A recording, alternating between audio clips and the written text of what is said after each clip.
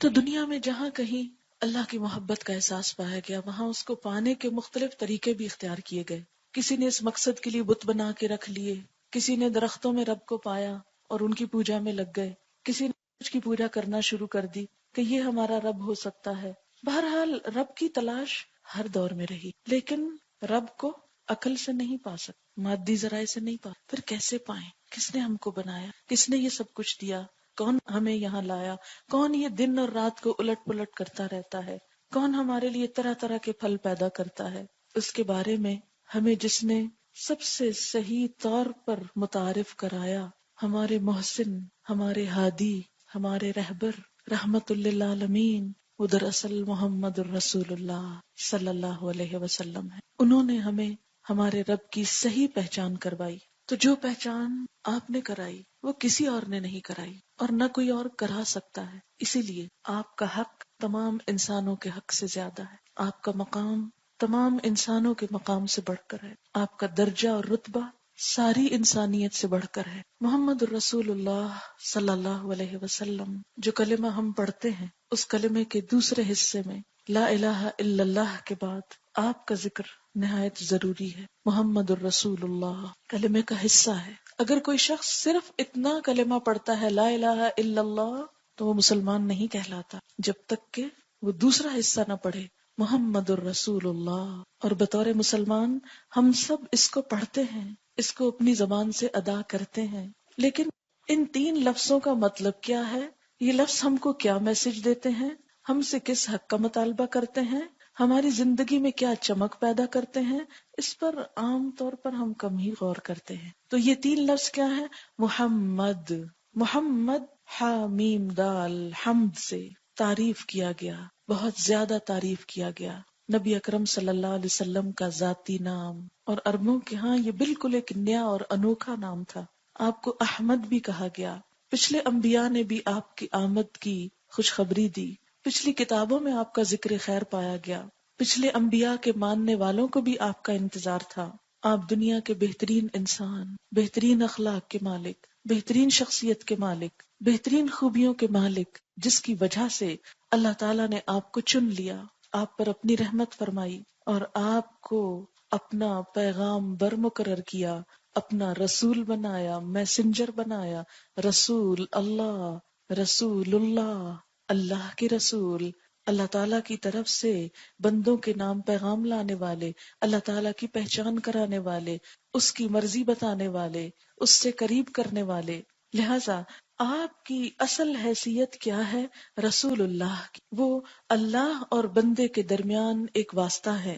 لہذا کوئی شخص مسلمان ہو نہیں سکتا، مومن ہو نہیں سکتا جب تک کہ آپ پر ایمان نہ لائے، اور ایمان لانے کے بعد جب تک آپ کی اطاعت نہ کرے، آپ کی بات نہ مانے.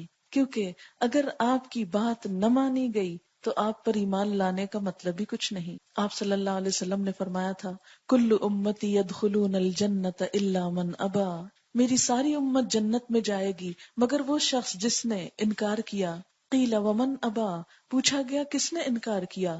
قال من اطاعنی فقد دخل الجنہ ومن عصانی فقد ابا، جس نے میری اطاعت کی وہ جنت میں داخل ہوا اور جس نے میری نافرمانی کی اس نے گویا میرا انکار کیا. پھر اطاعت کے ساتھ ساتھ آپ کا اتباع اور اطاعت میں فرق یہ ہے کہ اطاعت تو ان کاموں میں ہوتی ہے جن کا حکم ملتا ہے، لیکن اتباع تو حکم کے انتظار سے پہلے ہی بات مان لینے کا نام، پیروی کرنے، خاموش پیروی کا، جیسے دیکھو ویسے کر لو، نہ حجت کرو نہ آرگیو کرو. اور یہ اسی وقت ہو سکتی ہے جب محبت ہو. جس سے محبت ہوتی ہے انسان اس کے آنکھ کے اشارے کو سمجھتا ہے، اس کے چہرے کے تاثرات کو سمجھتا ہے، اس کی نگاہوں کو سمجھتا ہے، حتیٰ کہ اس کے دل کی باتوں کو سمجھنے لگتا ہے، اس کی پسند و ناپسند کو سمجھنے لگتا ہے. تو جب یہ کیفیت آتی ہے تو اتباع ہوتا ہے. اتباع کا اردو میں معنی کیا جاتا ہے پیروی کرنا، یعنی کسی کے قدموں کو فالو کرنا، یعنی وہ آگے جا رہا ہے، اس کا منہ بھی ادھر ہے، وہ دیکھ بھی نہیں رہا، وہ چل رہا ہے اور یہ شوق میں پیچھے پیچھے جا رہا ہے. کیونکہ جس سے محبت ہوتی ہے انسان اس کے پیچھے پیچھے چلتا ہے، پیچھے پیچھے بھاگتا ہے. وہی پیروی کر سکتا ہے جس کے اندر محبت ہوتی. اسی لیے اللہ کے رسول صلی اللہ علیہ وسلم کی محبت بھی نہایت ضروری ہے.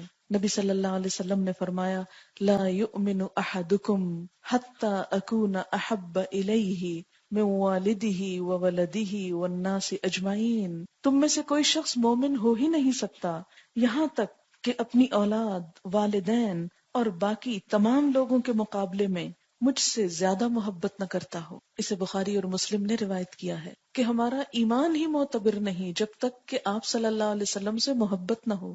محبت کے اظہار کے مختلف طریقے ہوتے ہیں، یعنی گویا ہم نے سمجھ لیا کہ جب تک آپ کی محبت نہ ہو ہمارے دل میں، اس وقت تک ایمان ہی مکمل نہیں۔ محمد الرسول اللہ کہنا بس خالی ایک دعویٰ ہے، اس کی کوئی حقیقت نہیں جب تک کہ محبت نہیں۔ اور محبت اظہار چاہتی، اظہار مختلف طرح سے ہوتا ہے محبت کا۔ پہلا اظہار تو زبان سے ہوتا ہے۔ ہم دیکھتے ہیں کہ شروع سے لے کر اب تک مختلف قسم کے شعراء کرام، عرب کے، عجم کے، ہر زبان میں آپ کی ذات کے بارے میں بہترین خیالات کا اظہار شعر میں کرتے رہے ہیں۔ حضرت حسان بن ثابت رضی اللہ تعالی عنہ جو آپ کے دربار کے شاعر تھے، یعنی صحابی تھے، انہوں نے آپ صلی اللہ علیہ وسلم سے محبت کا اظہار کرتے ہوئے کہا وَأَحْسَنُ مِنْكَ لَمْ تَرَ قَطُّ عَيْنِي وَأَجْمَلُ مِنْكَ لَمْ تَلِدِ النِّسَاءُ خُلِقْتَ مُبَرَّأً مِنْ كُلِّ عَيْبٍ كَأَنَّكَ قَدْ خُلِقْتَ كَمَا تَشَاءُ۔ کسی آنکھ نے تجھ سے زیادہ خوبصورت شخص دیکھا نہیں، تجھ سے زیادہ صاحب جمال کبھی کسی عورت نے جنم نہیں دیا، تو ہر عیب سے اس طرح پاک اور صاف ہے جیسے تو اپنی مرضی اور پسند سے پیدا ہوا۔ یعنی نبی صلی اللہ علیہ وسلم کی شخصیت کا ایک طرف سراپا اور اس کا نقشہ کھینچ دیا، سراپا بیان کر دیا، اور دوسری طرف اپنی محبت کا اظہار بھی کر دیا۔ لیکن یاد رکھیے کہ محبت کا اظہار صرف تعریف سے نہیں کافی، اس کے لیے اس سے آگے بڑھ کر پھر کیا ضروری ہے کہ انسان اس کی پسند و ناپسند کا خیال رکھے، اس کی بات مانے جس سے وہ محبت کرتا ہے، کیونکہ قرآن پاک میں آتا ہے قُلْ إِن كُنتُمْ تُحِبُّونَ اللَّهَ فَاتَّبِعُونِي يُحْبِبْكُمُ اللَّهُ وَيَغْفِرْ لَكُمْ ذُنُوبَكُمْ، کہہ دیجئے اگر تم اللہ سے محبت کرتے ہو فَاتَّبِعُونِي، تو میرا اتباع کرو، یعنی محمد الرسول اللہ صلی اللہ علیہ وسلم کی پیروی کرو۔ یحببکم اللہ، انعام کیا ملے گا تم کو؟ اللہ تم سے محبت کرے گا، ویغفر لکم ذنوبکم، اور تمہارے گناہوں کو معاف کر دے گا، تمہاری بخشش فرمائے گا۔ اس لیے محبت کے زبانی اظہار کے ساتھ ساتھ آپ کی اطاعت کرنا، پھر جس سے محبت ہوتی ہے اس کا احترام بھی لازم ہوتا، کیونکہ جس محبت میں احترام نہ ہو وہ محبت باقی نہیں رہ سکتی۔ اسی لیے اللہ تعالیٰ نے قرآن پاک میں نبی صلی اللہ علیہ وسلم کی عزت اور احترام کے لیے خاص طور پر تاکید فرمائی وَتُعَزِّرُوهُ وَتُوَقِّرُوهُ، آپ کی مدد کرو، عزت کرو، توقیر کرو۔ پھر اسی طرح کیا فرمایا یا ایھا الذین آمنوا لا تقدموا بین یدی اللہ ورسولہ، اے لوگو جو ایمان لائے ہو اللہ اور اس کے رسول صلی اللہ علیہ وسلم سے آگے نہ بڑھو، یعنی جہاں وہ رکنے کو کہیں وہاں رک جاؤ۔ یعنی آپ کے زمانے میں جیسے سب مل کر چل رہے ہیں تو چلنے میں آپ سے آگے نہ بڑھو، اسی طرح جب آپ بول رہے ہیں تو بولنے میں آپ کے آگے بڑھ بڑھ کے نہ بولو، حتیٰ کہ قرآن پاک میں آپ صلی اللہ علیہ وسلم کے سامنے اونچی آواز میں بات کرنے سے بھی منع کر دیا گیا تھا، اور فرمایا کہ جن کے دلوں میں تقویٰ ہوگا وہ اونچا نہیں بولیں گے، اور اگر کوئی اونچا بولے گا آپ کے سامنے تو اس کے اعمال ضائع ہو جائیں گے۔ فرمایا تم ایسے مت پکارو جیسے آپس میں ایک دوسرے کو پکارتے ہو۔ لہٰذا آپ کی محبت کا تقاضا کیا ہے؟ آپ کی عزت اور احترام کیا جائے، آپ کا نام عزت سے لیا جائے، اور جب آج کے دور میں آپ کی بات ہو رہی ہو، آپ کی مجلس ہو، آپ کی احادیث مبارکہ پڑھی جا رہی ہو، آپ کی سیرت پڑھی جا رہی ہو، تو اس وقت نہایت عزت احترام کے ساتھ بیٹھا جائے، توجہ کے ساتھ بات کو سنا جائے اور ان چیزوں پر عمل بھی کیا جائے۔ آپ صلی اللہ علیہ وسلم کی محبت کی دلیل کیا ہے؟ آپ کی سنت کی پیروی، کیونکہ آپ صلی اللہ علیہ وسلم نے خود فرمایا من احب سنتی فقد احبنی، جس نے میری سنت سے محبت کی اس نے مجھ سے محبت کی۔ گویا آپ نے خود ہی بتا دیا کہ مجھ سے محبت کا طریقہ کیا ہے، میرے طریقے کو اختیار کرو، میرے لائف سٹائل کو اختیار کرو، میرے بتائے ہوئے ادب، آداب اور ایٹیکیٹس کو اپنی زندگی میں لاؤ، ہر وہ چیز ہمارے لیے خوبصورت ہو جائے جسے آپ نے پسند کیا، اور ہر وہ چیز ہمارے لیے ناپسند ہو جائے جس کو آپ نے ناپسند کیا۔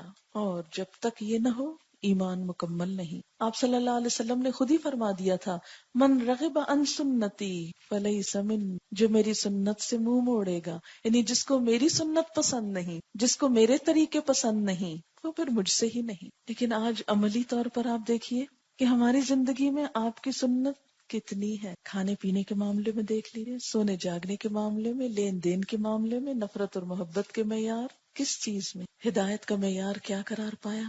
صحابہ کرام جیسا ایمان. فَإِنْ آمَنُوا بِمِثْلِ مَا آمَنْتُمْ بِهِ فَقَدْ اهْتَدَوْا، اگر وہ ایمان لائیں ایسا ہی جیسے تم ایمان لائے ہو، جیسے صحابہ کرام ایمان لائے، تو وہ ہدایت پا گئے. ہرقل کے دربار میں ابو سفیان کیا کہتا کہ میں نے اس شخص کے ساتھ جس طرح لوگوں کو محبت کرتے دیکھا ہے کسی اور کے لیے ایسی محبت نہیں پائی. بڑے بڑے درباروں میں گیا ہوں، بڑے بڑے بادشاہوں سے ملا ہوں کہ وہ آپ کے وضو کے پانی پہ جھپٹتے ہیں، وہ آپ کی بات سنتے ہی عمل کے لیے لپک پڑتے ہیں، دوڑ پڑتے ہیں، جان تک آپ کے لیے دینے کو تیار ہیں.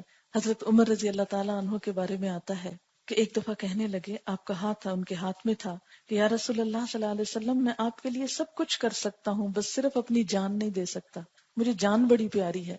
آپ نے فرمایا عمر اپنی بات پہ غور کرو، تم اس وقت تک مومن نہیں ہو سکتے جب تک اپنی جان بھی قربان نہ کر سکو. تو عمر پیچھے رہنے والے کہاں تھے؟ فوراً پکار اٹھے، اے اللہ کے رسول صلی اللہ علیہ وسلم، اگر ایمان کا یہی تقاضا ہے تو میری جان بھی حاضر ہے. اور اس معاملے میں صرف مرد حضرات ہی نہیں، خواتین بھی پیچھے نہیں. جنگ احد کا واقعہ آپ کو یاد ہوگا، جب افراتفری پھیل گئی کفار کے حملے سے اور بڑے بڑے صحابہ کرام کے درمیان ایک افراتفری کا عالم تھا، تتر بتر ہو گئے. اس وقت ایک خاتون جن کا نام ام امارہ تھا، نصیبہ تھا، وہ نبی صلی اللہ علیہ وسلم کو ہر طرف سے بچا رہی تھی، ہر وار اپنے اوپر لے رہی تھی. کئی زخم انہوں نے کھائے آپ کی طرف آنے والے تیروں کو اپنے اوپر لے کر. اور نبی صلی اللہ علیہ وسلم نے بطور خاص ذکر کیا کہ آج میں جس طرف دیکھتا ام امارہ تقاتل دونی میرے سامنے لڑ رہی تھی، یعنی آپ کو بچانے کے لیے خود اپنے آپ کو پیش کر رہی تھی کہ مجھے کچھ لگ جائے لیکن آپ صلی اللہ علیہ وسلم کو نہ لگے. ایک اور صحابیہ جن کے اس جنگ میں شوہر باپ بیٹے سب شہید ہو گئے، لیکن جب بھی انہیں بتایا جاتا تمہارا فلاں رشتہ دار شہید ہو گیا تو وہ ایک ہی بات پوچھتی، مجھے اس کی پرواہ نہیں، مجھے اللہ کے رسول صلی اللہ علیہ وسلم کے بارے میں بتاؤ، آپ کا کیا حال ہے. پھر اس کے بعد بتایا جاتا بیٹا شہید ہو گیا، مجھے بتاؤ اللہ کے رسول صلی اللہ علیہ وسلم کا کیا حال ہے. تمہارا شوہر شہید ہو گیا، مجھے بتاؤ اللہ کے رسول صلی اللہ علیہ وسلم کا کیا حال. یہ تھا ان خواتین کا ایمان کہ جن کو اپنی ذات کی پرواہ نہیں، جن کو اپنے بیٹوں اور شوہروں کی پرواہ نہیں، اللہ کے رسول صلی اللہ علیہ وسلم کے مقابلے. ہم سب کو دیکھنا ہے آج ہم کہاں کھڑے، ہم کیا کر رہے. ایک خاتون ہے حضرت ام معبد رضی اللہ تعالی عنہا، وہ حضور صلی اللہ علیہ وسلم کا حلیہ مبارک اس طرح بیان کرتی ہیں کہ آج تاریخ کی کتابوں میں آپ کی روایت سے وہ سارا حلیہ آپ کا بیان ہوتا ہے. قالت ام معبد کہتی ہیں رأیت رجلا ظاہر الوضاءۃ ابلج الوجہ حسن الخلق لم تعبه ثجلة ولم تزریہ سعلة وسیم قسیم فی عینیہ دعج وفی اشفارہ وطف وفی صوتہ سہل وفی عنقہ سطع وفی لحیتہ کثاثة ازج اقرن ان صمت فعلیہ الوقار وان تکلم سماہ علاہ البہاء اجمل الناس وابہاء من بعید وأحسنه وأجمله من قريب حلو المنطق فصلا لا نزر ولا هزر كأن منطقه خرازات نظم يتحدرن ربعة لا تشنأه من طول ولا تقتحمه عين من قصر غصن بين غصنين فهو أنظر الثلاثة منظرا وأحسنهم قدرا له رفقاء يحفون به إن قال سمعوا لقوله وَإِنْ أَمَرَ تَبَادَرُوا إِلَىٰ أَمْرِهِ مَحْفُودٌ مَحْشُودٌ لَا عَابِسٌ وَلَا مُنَفِّدٌ. کہتی ہیں میں نے ایک آدمی دیکھا، جانتی نہیں ہے کون ہے، لیکن اتنا مختلف ہے یہ انسان کہ فوراً نگاہیں اس کی طرف جم کے رہ جاتی. اس سے پتہ چلتا ہے کہ آپ صلی اللہ علیہ وسلم کی ذات میں کتنی کشش تھی لوگوں کے لیے کہ جو دیکھتا دیکھتا ہی رہ جاتا اور پورے غور سے دیکھتا. لہذا کہتی ہیں میں نے ایک آدمی دیکھا روشن اور کشادہ چہرے والا، خوش اخلاق، یعنی آپ صلی اللہ علیہ وسلم اجنبیوں سے بھی خوش اخلاقی برتتے. ہم تو صرف اس کے ساتھ اچھے ہوتے ہیں نا جس کو ہم جانتے ہوتے ہیں، اور باقی ہمیں کیا پڑی کہ ہر ایک سے اچھی طرح بات کریں. نہیں، خوش اخلاق، متوازن پیٹ، سر کے بال بتمام و کمال، مجسم حسن و جمال، چمکدار آنکھیں، گھنی پلکیں، روبدار آواز، لمبی گردن، گھنی داڑھی، باریک اور پیوستہ ابرو، آئی بروز، خاموش، خاموش ہو تو پروقار، یعنی آپ کی خاموشی بھی بہت باوقار تھی. یہ نہیں کہ انگڑائیاں لے رہے ہیں، اباسیاں لے رہے ہیں، یون کر رہے ہیں، نہیں، پروقار. یہ نہیں کہ ہل رہے ہیں، جل رہے ہیں، ادھر ادھر ادھر کہ بیٹھے بھی چین نہیں آ رہا. پروقار گفتگو ایسے جیسے موتی جھڑ رہے ہوں، جیسے موتی ٹوٹ کر بکھر رہے ہوں. دور سے دیکھے تو خوبصورت اور بارونق، قریب سے دیکھے تو اور بھی حسین و جمیل. شیریں کلام، جچے تلے الفاظ، گفتگو گویا موتیوں کی لڑی. میانہ قد، نہ طویل القامت کے اچھا نہ لگے، نہ کوتاہ قد کے معیوب ہو.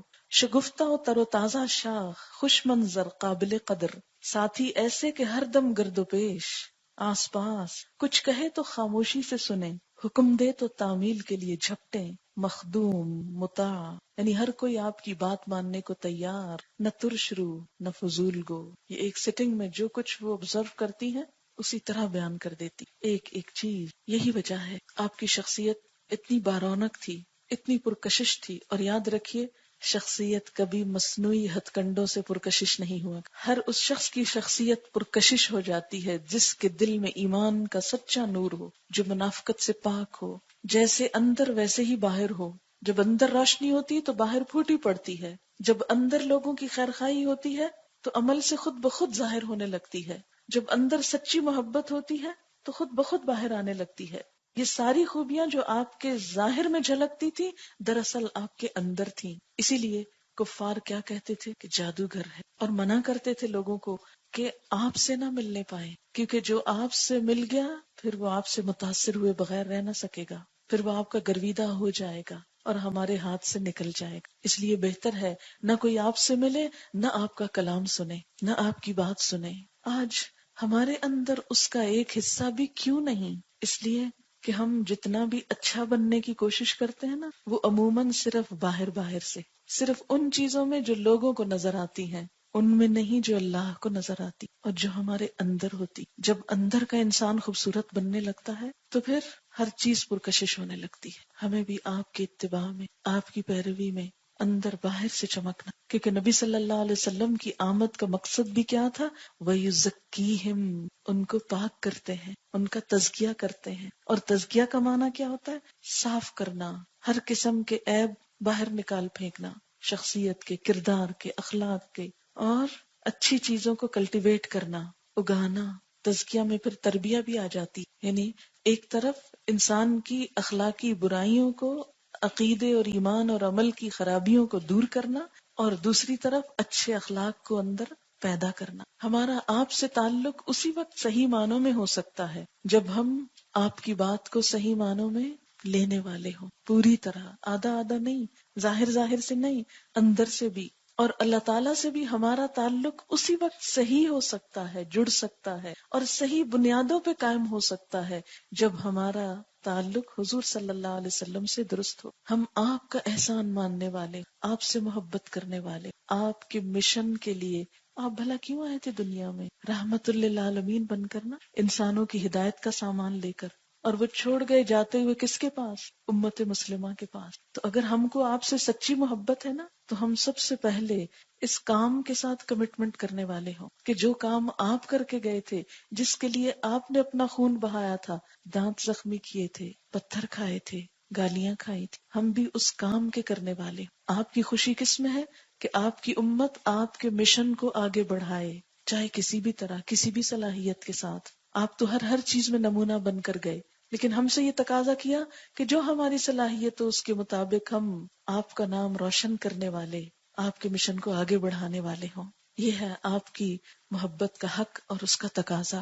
صرف اتنا کافی نہیں کہ ہم آپ کی محبت اور یاد میں چند شعر پڑھ دیں یا چند باتیں بیٹھ کر کر لیں. پھر ہم دیکھتے ہیں کہ اتنی دور بیٹھ کر اور اس وقت اور ہم کیا کر سکتے ہیں. جب تنہائی میں بیٹھے، جب فارغ ہوں، تو آپ کے لیے کیا کیا کریں، کیونکہ انسان عمل تو کرتا ہی ہے، آپ کی سنت کی پیروی بھی ہوگی، لیکن اس کے ساتھ ساتھ کچھ اور بھی فرض ہے ہمارا، اور وہ یہ ہے کہ ہم آپ صلی اللہ علیہ وسلم پر کثرت سے درود بھیجنے والے ہوں، آپ کے لیے دعائے خیر کرنے والے ہوں۔ محسن کے احسان کا بدلہ تو دینا ہی ہے۔ قرآن پاک میں آتا ہے ہل جزاء الاحسان الا الاحسان، کیا احسان کا بدلہ احسان کے سوا کچھ اور ہو سکتا ہے؟ پھر آپ نے تو احسان کیا، ہم نے کیا کیا؟ ہم کیا کر سکتے ہیں؟ آپ کے مشن کو تو آگے لے کر بڑھ سکتے ہیں، لیکن اس کے ساتھ ساتھ آپ کے لیے خاص طور پر دعائے خیر یعنی درود شریف کی کثرت بہت ضروری ہے، جس کی طرف سے عموماً لوگ غافل رہتے ہیں، کوتاہی کر جاتے ہیں، کیونکہ ان کو پتہ ہی نہیں کہ یہ کتنا اعلیٰ درجے کا کام ہے، کتنا مطلوب ہے، کتنا پسندیدہ ہے۔ آپ پر درود، قرآن پاک میں آتا ہے ان اللہ وملائکتہ یصلون علی النبی یا ایھا الذین آمنوا صلوا علیہ وسلموا تسلیما، یقیناً اللہ تعالی نبی صلی اللہ علیہ وسلم پر رحمتیں نازل فرماتے ہیں اور فرشتے آپ کے لیے دعائے رحمت کرتے ہیں۔ اے لوگو جو ایمان لائے ہو، تم بھی نبی صلی اللہ علیہ وسلم پر درود اور سلام بھیجو۔ یہ آپ کے احسان کے بدلے کے لیے اللہ تعالیٰ کا حکم بھی ہے ہم سب کے لیے، ایمان والوں کے لیے، کہ ہم آپ کے لیے یہ دعا کریں۔ یہ اللہ تعالیٰ نے ہم سے مطالبہ کیا ہے کہ جب فرشتے آپ کے لیے دعائیں کر رہے ہیں تو کیا تم نہ کرو گے؟ جن پر اللہ تعالیٰ درود بھیج رہے ہیں، اور اللہ تعالیٰ کا درود بھیجنا کیا ہے؟ رحمتیں نازل فرمانا۔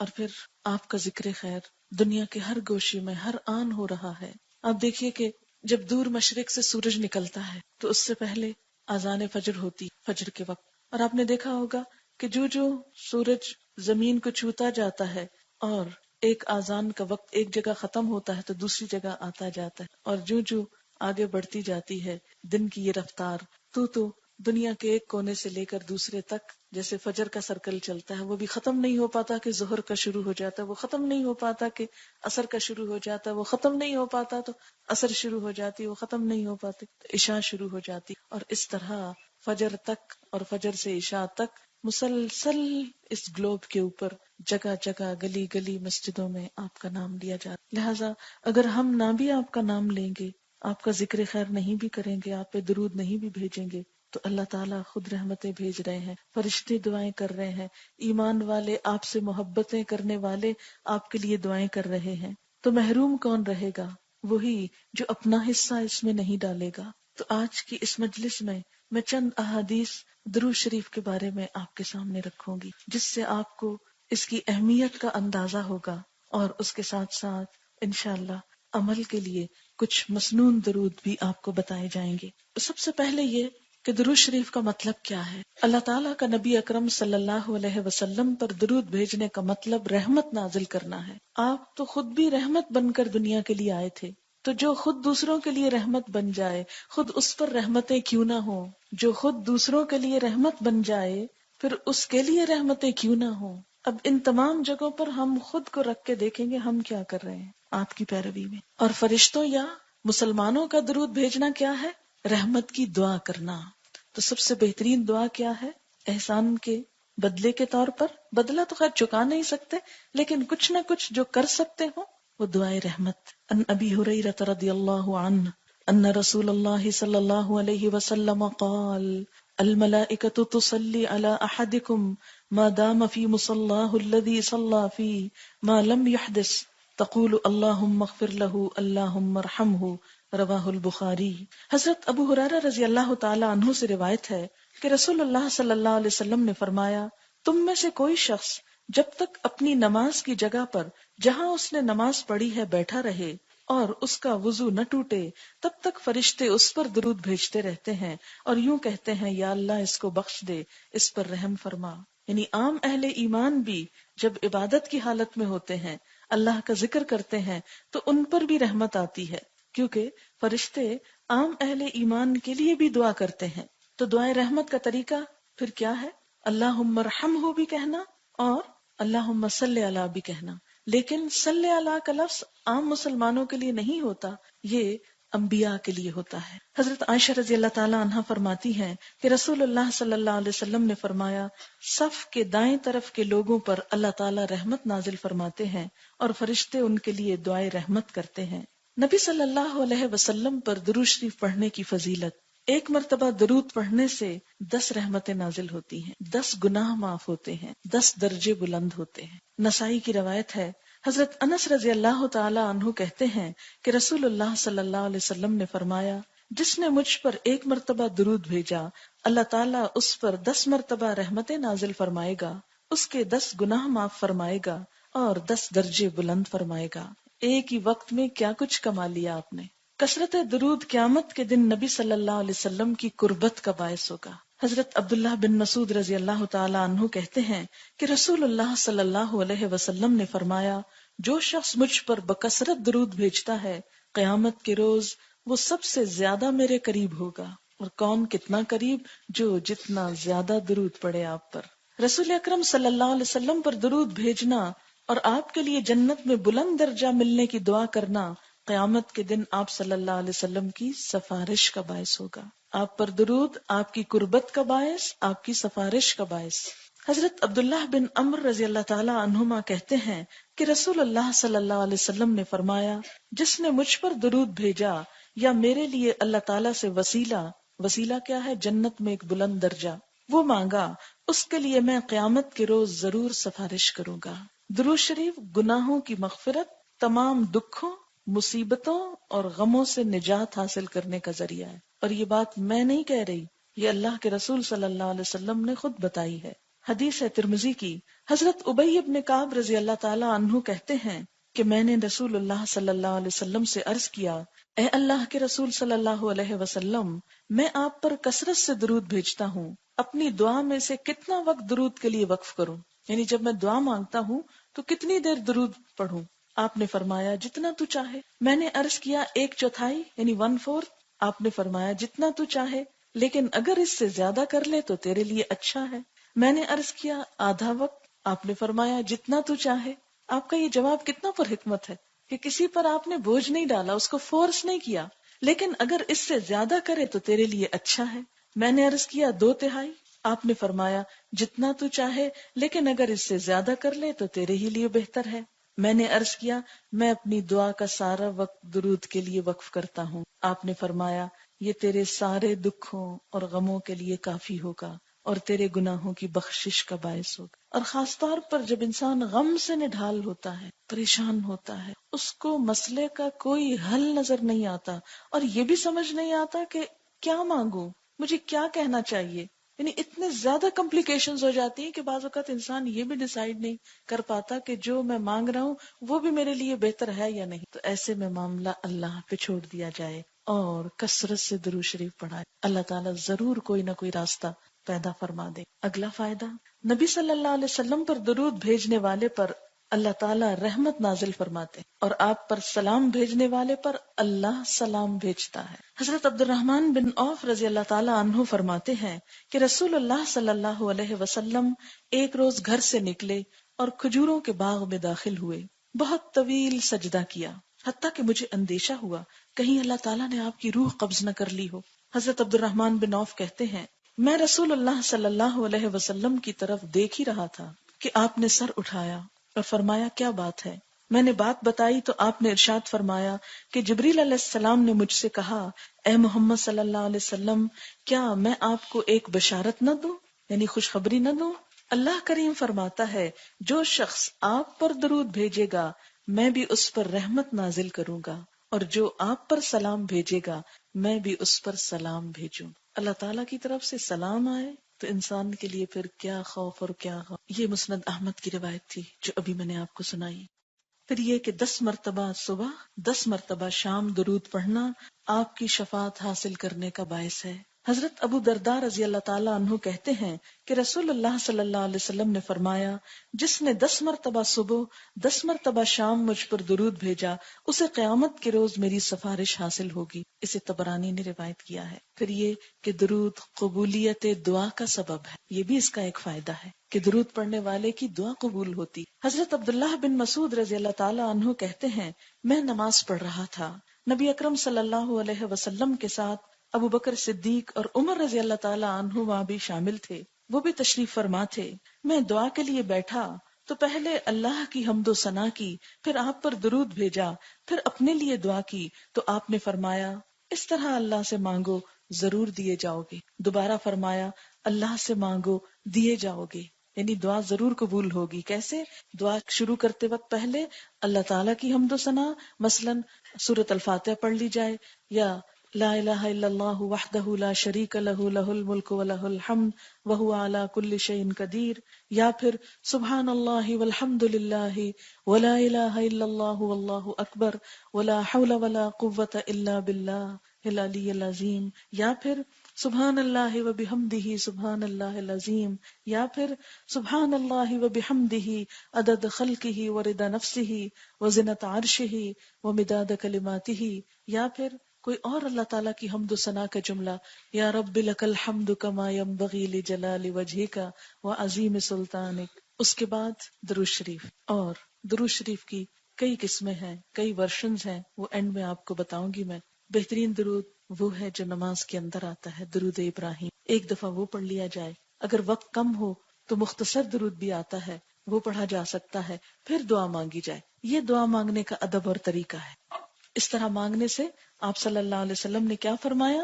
دعا قبولیت کا درجہ پائے گی. اور ایک مرتبہ درود پڑھنے پر ویسے بھی 10 رحمتیں آتی. تو گویا آپ نے درود شریف پڑھنا شروع کیا اور رحمتیں آنے لگ گئی. جب رحمت سے اللہ تعالیٰ آپ کی طرف متوجہ ہو گئے تو دعا قبول ہو گئی نا. حضرت ابو ہریرہ رضی اللہ تعالیٰ عنہ سے روایت ہے کہ رسول اللہ صلی اللہ علیہ وسلم نے فرمایا، جس نے مجھ پر ایک مرتبہ درود بھیجا اللہ اس پر 10 رحمتیں نازل فرمائے گا. اسے صحیح مسلم نے روایت کیا ہے. ایک دفعہ درود پڑھنے والے پر 10 رحمتیں، ایک مرتبہ سلام بھیجنے والے پر 10 سلام. حضرت ابو طلحہ رضی اللہ تعالیٰ عنہ سے روایت ہے کہ ایک روز حضور صلی اللہ علیہ وسلم تشریف لائے. آپ کا چہرہ مبارک خوشی سے تمتما رہا تھا. ہم نے عرض کیا آج ہم آپ کے چہرے مبارک پر خوشی کے آثار دیکھ رہے ہیں. آپ نے فرمایا کہ میرے پاس جبریل علیہ السلام تشریف لائے اور خوشخبری دی کہ اللہ تعالیٰ فرماتا ہے کیا آپ کے لیے یہ بات خوشی کا باعث نہیں کہ آپ کا جو امتی ایک مرتبہ درود بھیجے میں اس پر 10 رحمتیں نازل کروں، اور جو امتی ایک مرتبہ آپ کو سلام کہے میں اس کو 10 مرتبہ سلام کروں. یعنی یہ وہ کام ہے جس میں تھوڑی سی کوشش بہت زیادہ رحمتوں اور برکتوں کا سبب بنتی ہے. پھر ایک مرتبہ درود پڑھنے سے 10 نیکیاں بھی لکھی جاتی ہیں. یعنی رحمتیں تو آتی ہیں، ساتھ نیکیاں بھی لکھ لی جاتی ہیں. حدیث پاک ہے، نبی صلی اللہ علیہ وسلم نے فرمایا جس نے مجھ پر ایک دفعہ درود بھیجا اللہ اس کے نامہ اعمال میں 10 نیکیاں لکھے گا. اگلا فائدہ، جب تک آپ پر درود بھیجا جائے فرشتے دعائے رحمت کرتے رہتے. یعنی ہم درود پڑھتے رہتے ہیں اور فرشتے ہمارے لیے دعا کرنا شروع کر دیتے ہیں. حضرت عامر بن ربیعہ رضی اللہ تعالی عنہ اپنے باپ سے روایت کرتے ہیں کہ نبی صلی اللہ علیہ وسلم نے فرمایا جب تک کوئی مسلمان مجھ پر درود بھیجتا رہتا ہے اس وقت تک فرشتے اس کے لیے دعائے رحمت کرتے رہتے ہیں. اب جو چاہے کم پڑھے، جو چاہے زیادہ پڑھ لے، جتنی رحمت اس کو سمیٹنی ہے اس کے مطابق کر لے. نبی صلی اللہ علیہ وسلم سلام کہنے والے کو سلام کا جواب دیتے ہیں. حضرت ابو ہریرہ رضی اللہ تعالی عنہ کہتے ہیں کہ رسول اللہ صلی اللہ علیہ وسلم نے فرمایا جب کوئی شخص مجھے سلام کہتا ہے تو اللہ تعالیٰ میری روح واپس لوٹاتا ہے اور میں اس سلام کا جواب دیتا ہوں. اسے ابو داؤد نے روایت کیا ہے. اب آپ سوچ رہے ہوں گے کہ یہ تو بڑا مشکل کام ہے، بار بار روح ڈالی جائے، وہ نکالی جائے، پھر ڈالی جائے. یہ بات نہیں. آپ کو پتا ہے کہ روح کی کئی قسمیں ہوتی ہیں. جب انسان سوتا ہے تو قرآن پاک میں آپ پڑھیں گے کہ ایک روح انسان کی اس وقت لے لی جاتی. جب انسان جاگتا ہے تو وہ روح لوٹا دی جاتی. تو اس وقت آپ کو کوئی تکلیف محسوس ہوتی؟ کچھ بھی نہیں. وہ کیا روح ہوتی ہے؟ احساس اور شعور کی جو واپس ملتی. سونے کے وقت انسان کہ یہ احساس اور شعور ایک طرح سے اللہ تعالیٰ کے قبضے میں ہو. تو جب آپ کو سلام کیا جاتا ہے تو آپ کو ایک طرح سے احساس دیا جاتا ہے، بتایا جاتا ہے کہ فلاں امتی نے سلام بھی، آپ بھی اس کو سلام بھیجتے ہیں، یعنی آپ اس کا جواب دیتے ہیں. اچھا ایک بات یہ ہے نا کہ جو عالم بالا کی باتیں ہوتی ہیں نا، عالم برزخ کی، وہ عموماً ہم کو سمجھ نہیں آتی اور بعض اوقات ہم کنفیوز ہوتے ہیں، بعض اوقات اس کے رنگ رنگ کے معنی نکالنے لگتے ہیں اور عقل پہ پرکھنے لگتے ہیں. بھلا یہ کیسے ہو سکتا ہے کہ آپ اتنے لوگوں کا جواب دیں اور آپ کو یہ بتایا جائے کہ یہ لوگ درود بھیج رہے ہیں اور یہ تو عقل میں نہیں آتا. تو بات یہ ہے کہ اگلی دنیا کی باتوں کو اس دنیا سے مثال نہ دیجیے کبھی بھی. وہاں کیا ہوتا ہے، کیسے ہوتا ہے، کیا انتظامات ہیں، کیا طریقے ہیں، کیا عالم ہے، وہ تو کسی آنکھ نے دیکھا ہی نہیں، نہ کسی کان نے سنا ہے، نہ کوئی دماغ اس کا تصور کر سکتا ہے. اس لیے ایمان کا تقاضا کیا ہے؟ جو کہہ دیا گیا اس کو مان لیا، ایسا ہوتا ہے، ہوتا ہوگا، آپ نے فرمایا ہے، سچ فرمایا ہے، لیکن شرط یہ کہ حدیث صحیح ہو۔ اور یاد رکھیے کہ ہر ایک کا اجر و ثواب اس کی نیت اور اس کے ایمان، تقوی اور عمل پر بھی ہو۔ ایک شخص اگر عمل سے آپ کو ناراض کر رہا ہے اور زبان سے صرف کہتا ہے کہ میں آپ پر درود بھیجتا ہوں، تو اس کا اتنا اثر نہیں ہوتا جتنا یہ کہ آپ کی سنت کے مطابق عمل کرنے والے کی زبان سے نکلی ہوئی بات۔ پھر یہ کہ آپ پر درود بھیجنے کی کیا اہمیت ہے؟ اگر کوئی نہیں بھیجتا آپ پر درود تو اس کا نقصان کیا ہے؟ اس کا نقصان یہ ہے کہ جو آپ کا نام مبارک سنے اور پھر درود نہ پڑھے، نبی صلی اللہ علیہ وسلم نے اس کے لیے بد دعا فرمائی، وہ اللہ کی رحمت سے محروم ہے۔ کیسے؟ حضرت ابو ہریرہ رضی اللہ تعالی عنہ کہتے ہیں کہ رسول اللہ صلی اللہ علیہ وسلم نے فرمایا، رسوا ہو وہ آدمی جس کے سامنے میرا نام لیا جائے اور وہ درود نہ پڑھے۔ کیسے پڑھنا ہوتا ہے یہ؟ صلی اللہ علیہ وسلم، دل کے اندر ہی۔ رسوا ہوا وہ آدمی جس نے رمضان کا پورا مہینہ پایا اور وہ اپنے گناہ نہ بخشوا سکا۔ رسوا ہو وہ آدمی جس کے سامنے اس کے ماں باپ بڑھاپے کی عمر کو پہنچے اور وہ ان کی خدمت کر کے جنت میں داخل نہ۔ نبی صلی اللہ علیہ وسلم کا نام مبارک سن کر درود نہ بھیجنے والے کے لیے حضرت جبریل نے بد دعا فرمائی اور نبی صلی اللہ علیہ وسلم نے آمین کہی۔ حضرت کعب بن عجرہ رضی اللہ تعالی عنہ کہتے ہیں کہ ایک روز رسول اللہ صلی اللہ علیہ وسلم نے ممبر لانے کا حکم دیا۔ ممبر کیا چیز ہے؟ جس پر آپ خطبہ دیتے۔ اور جب آپ صلی اللہ علیہ وسلم پہلی سیڑھی پر چڑھے تو فرمایا آمین، پھر دوسری سیڑھی پر چڑھے تو فرمایا آمین، پھر تیسری سیڑھی پر چڑھے تو فرمایا آمین۔ خطبہ سے فارغ ہونے کے بعد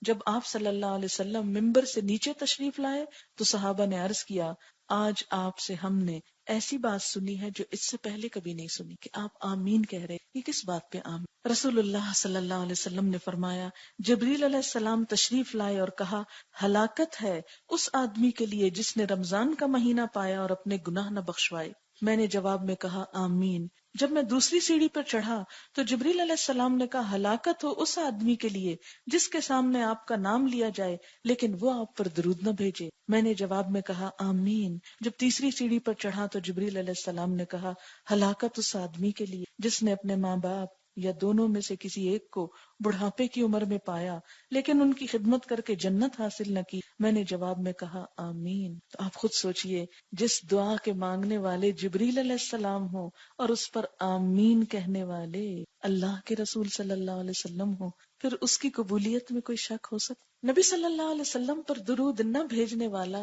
بخیل، کنجوس کہلاتا، چاہے وہ کتنا ہی مال خرچ کرنے والا ہو۔ حضرت علی رضی اللہ تعالیٰ عنہ کہتے ہیں کہ رسول اللہ صلی اللہ علیہ وسلم نے فرمایا، جس کے سامنے میرا نام لیا جائے اور وہ درود نہ پڑھے وہ بخیل ہے۔ اور بخل اور ایمان ایک دل میں جمع۔ حضرت ابو ذر سے روایت ہے کہ رسول اللہ صلی اللہ علیہ وسلم نے فرمایا، لوگوں میں سے بخیل ترین آدمی وہ ہے جس کے سامنے میرا نام لیا جائے اور وہ میرے اوپر درود نہ بھیجے۔ پہلا نقصان کیا تھا؟ آپ کی بد دعا۔ دوسرا نقصان جبریل علیہ السلام کی بد دعا اور آپ کی آمین۔ تیسرا نقصان آپ نے اس شخص کو بخیل کہا۔ چوتھا نقصان جو آپ پر درود نہ بھیجے، قیامت کے دن اس شخص کے لیے یہ بات باعث حسرت ہو، سخت پچھتائے گا کہ آپ پر درود کیوں نہیں بھیجا۔ حضرت ابو ہریرہ رضی اللہ تعالی عنہ کہتے ہیں کہ رسول اللہ صلی اللہ علیہ وسلم نے فرمایا، جس مجلس میں لوگ اللہ کا ذکر نہ کریں، رسول اللہ صلی اللہ علیہ وسلم پر درود نہ بھیجیں، وہ مجلس قیامت کے دن ان لوگوں کے لیے حسرت کا باعث ہوگی، خواہ وہ نیک اعمال کے بدلے میں جنت میں چلے ہی جائیں۔ یعنی باقی ان کے عمل بڑے اچھے ہیں اور وہ جنت میں بھی چلے گئے، لیکن وہ ان مجلسوں پر حسرت کریں گے جن میں آپ پر درود۔ اسی لیے کیا کرنا چاہیے؟ جیسے کلاس شروع ہوتی تو سب سے پہلے نحمدہ ونصلی، یہ جو دو لفظ ہیں نا، یہ اسی مقصد کے لیے پڑھے جاتے ہیں۔ آپ کہیں بھی درس دیں، کہیں بھی بات ایسے فارمل ٹاک شروع کریں تو یہ دو لفظ پڑھنا کبھی نہ بھولیں، نحمدہ ونصلی۔ اس میں اللہ تعالیٰ کی حمد بھی ہو جاتی ہے اور آپ پر درود بھی ہو جاتا۔ اور اگر کسی مجلس میں نہ پڑھا گیا تو چاہے وہ بڑی نیکیوں کی مجلس ہو، لیکن قیامت کے دن انسان کہے گا کہاں پڑھ لیتا تو اسی مجلس کا ثواب کتنا زیادہ بڑھ جائے۔ آپ پر درود نہ بھیجنا جنت سے محرومی کا باعث ہو سکتا ہے۔ یہ اگلا نقصان۔ حضرت عبداللہ بن عباس رضی اللہ تعالی عنہما کہتے ہیں، رسول اللہ صلی اللہ علیہ وسلم نے فرمایا، جو مجھ پر درود پڑھنا بھول گیا اس نے جنت کا راستہ کھو دیا، جنت کا راستہ اس سے گم ہو گیا، وہ اور ہی طریقوں پہ چل پڑا۔ پھر ایک اور نقصان، جس دعا سے قبل درود نہ پڑھا جائے وہ دعا قبول نہیں ہوتی۔ حضرت انس رضی اللہ تعالیٰ عنہ کہتے ہیں کہ رسول اللہ صلی اللہ علیہ وسلم نے فرمایا، جب تک نبی اکرم صلی اللہ علیہ وسلم پر درود نہ بھیجا جائے کوئی دعا قبول نہیں کی جاتی۔ اسے طبرانی نے روایت۔ اب یہ کہ کون سا درود پڑھا جائے، کیسا درود پڑھا جائے، کیونکہ آپ نے دیکھا ہوگا کہ چونکہ درود شریف کی فضیلت بہت ہے، اس لیے ہمارے معاشرے میں بہت سے درود گھڑ لیے گئے، بہت سے درود ایجاد کر لیے گئے ہیں۔ ان کی کیا حیثیت ہے؟ یاد رکھیں وہ دو طرح کے، اور ان دو کے علاوہ ایک قسم کون سی ہے؟ جو مسنون ہے۔ مسنون کا کیا مطلب ہے؟ جو سنت سے ثابت ہے، ٹھیک ہے؟ تو مسنون کون سا ہے؟ جو آپ نے سکھایا ہے۔ اور دوسرے کون سے ہیں؟ جو لوگوں نے خود بنائے۔ اب جو لوگوں نے خود بنائے ہیں وہ دو طرح کے، ایک تو وہ ہے کہ جو اچھے بہترین الفاظ میں آپ کی تعریف، یہ ایسے ہی ہے جیسے نعت شعر میں ہوتی ہے تو یہ درود نثر میں، اس میں کوئی حرج نہیں، کوئی گناہ کی بات نہیں، کچھ نہیں، بڑے خوبصورت الفاظ چنے گئے آپ کی تعریف بیان کرنے کے لیے یا آپ کے لیے دعائے خیر کرنے کے لیے، ٹھیک ہے، پڑھ لیں اس کو، کوئی حرج نہیں۔ لیکن کچھ درود ایسے بنائے گئے ہیں کہ جس میں آپ صلی اللہ علیہ وسلم سے محبت کے اظہار میں غلو کیا گیا، آپ کی شان کو حد سے بڑھا کر بسا اوقات اللہ تعالیٰ کے برابر کر دی، یا آپ کو وہ صفات دے دی گئی جو دراصل اللہ تعالیٰ کی صفات ہیں۔ ایسے میں چونکہ شرک شامل ہو جاتا ہے اور نبی صلی اللہ علیہ وسلم کی نافرمانی بھی ہوتی ہے، کیونکہ آپ نے خود منع فرمایا تھا، لا تطرونی کما اطرت النصارى عیسی ابن مریم، مجھے میری حد سے آگے نہ بڑھاؤ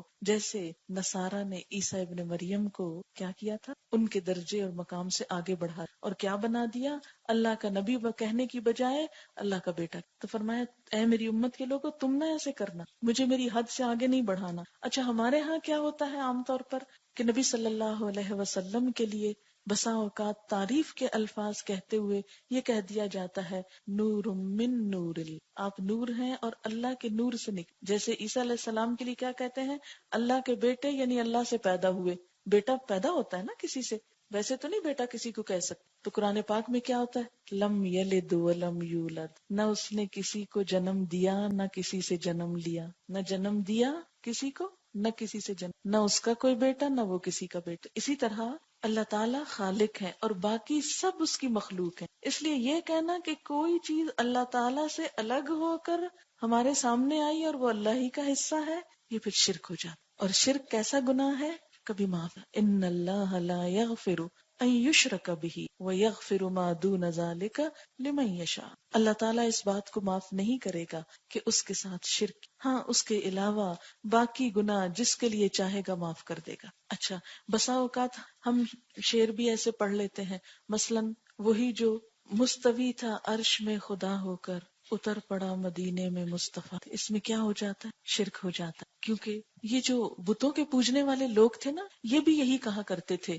کہ یہ جو بت ہے نا پتھر کے، یہ اللہ تعالیٰ کے نمائندے ہیں اور اللہ تعالیٰ کی خاص طاقت ہے ان میں، اور نعوذ باللہ اس کا روپ ہے، یہ ان کو دیکھ کر ہم کو خدا یاد آتا ہے، اور پھر آگے بڑھ کر ان کے اندر کچھ صفات بھی سمجھتے تھے کہ یہ اولاد دیتا ہے، اولاد دینے والا دیوتا ہے، اور یہ رزق کا دیوتا ہے، یہ بارش کا دیوتا ہے، یہ سورج دیوتا ہے۔ سنی ہے نا یہ باتیں آپ نے؟ پہلے وہ کیا کہتے